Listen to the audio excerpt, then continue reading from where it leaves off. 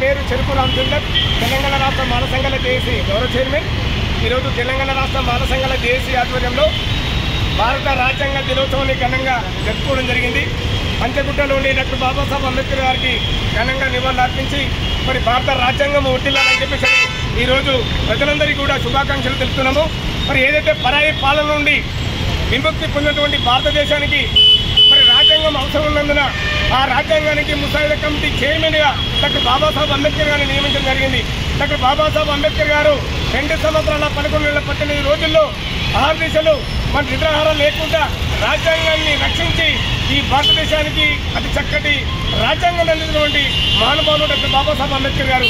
వారు అన్ని వర్గాల ప్రజలకు ఎస్సీ, ఎస్టీ, బీసీ మైనారిటీలకు అందరికీ కూడా మరి అణగారిన వర్గాల వాళ్ళకు కూడా మరి ఉన్నత వర్గాలతో సమానంగా మరి అన్ని రంగాల్లో అభివృద్ధి చెందడానికి వారికి హక్కులు కల్పించి రిజర్వేషన్ కల్పించిన మహానుభావులు డాక్టర్ బాబాసాహెబ్ అంబేద్కర్ గారు.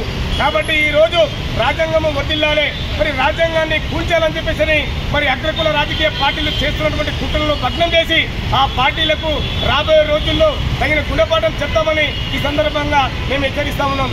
కాబట్టి ఈరోజు దేశవ్యాప్తంగా కూడా రాజ్యాంగ దినోత్సవాన్ని జరుపుకోవాలని చెప్పేసి ప్రజలందరికీ కూడా మేము విజ్ఞప్తి చేస్తా ఉన్నాము. రాజ్యాంగాన్ని రక్షించుకోవాలి.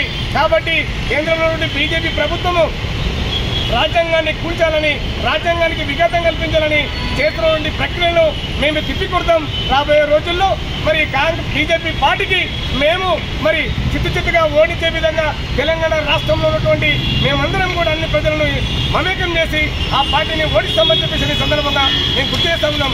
కాబట్టి మరి ఈరోజు అన్ని వర్గాల ప్రజలకు వారికి రిజర్వేషన్లకు విఘాతం కల్పించకుండా అన్ని వర్గాల ప్రజలు అభివృద్ధి చెందే విధంగా మరి ఈ రాష్ట్ర ప్రభుత్వాలు ముందుకు రావాలని మేము కోరుతా ఉన్నాం. మరి తెలంగాణ రాష్ట్రంలో కాంగ్రెస్ పార్టీ మరి మాకు చేసిన అన్యాయాన్ని మేము తీవ్రంగా ఖండిస్తున్నాం.